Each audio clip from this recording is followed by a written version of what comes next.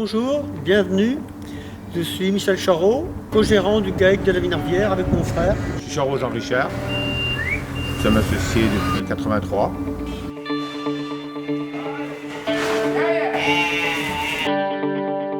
Nous sommes sur une expansion ovine de 1500 brebis de race romane Texel. En croisement pour faciliter la fertilité et la prolificité, le décédonnement, car ils demandent beaucoup d'agneaux pour Noël et pour Pâques, donc on arrive à les gérer beaucoup plus. On a une grande capacité de logement de brebis, environ 1000 places. Ce bâtiment est un bâtiment pour recevoir les brebis à l'allaitement 8 jours après la mise bas jusqu'au sevrage. La capacité du bâtiment se situe entre 350 et 400 brebis.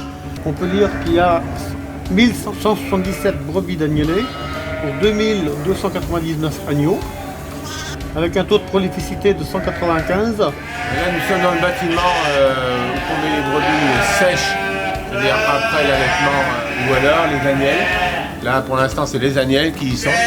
La structure de la ferme est faite que c'est tout en long, sur environ 130 hectares.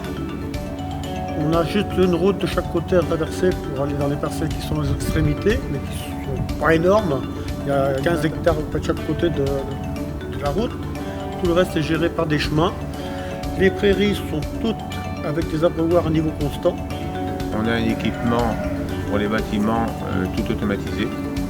Et là, c'est le lot numéro 5. Suivant les quantités qu'on distribue, si c'est des simples, des doubles, des pleines, des vides, la quantité d'aliments n'est pas la même. Nous avons un pédileux avec une capacité de 120 à 180 brebis. Nous avons un parc de tri type Mourier.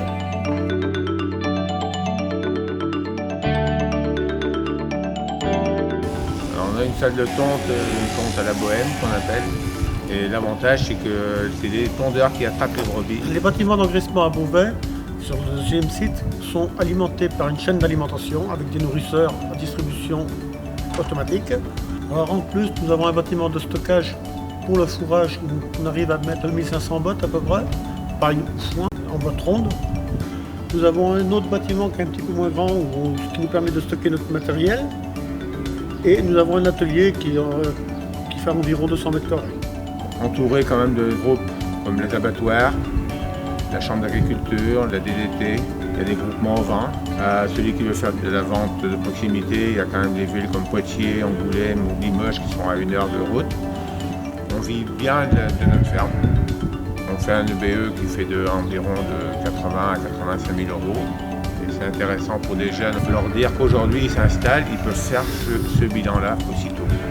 On vendrait que le capital cheptel et matériel. Matériel, presque pas, étant donné qu'il y en a beaucoup sur la CUMA.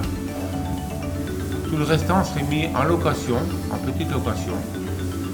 Donc c'est une installation vraiment au top.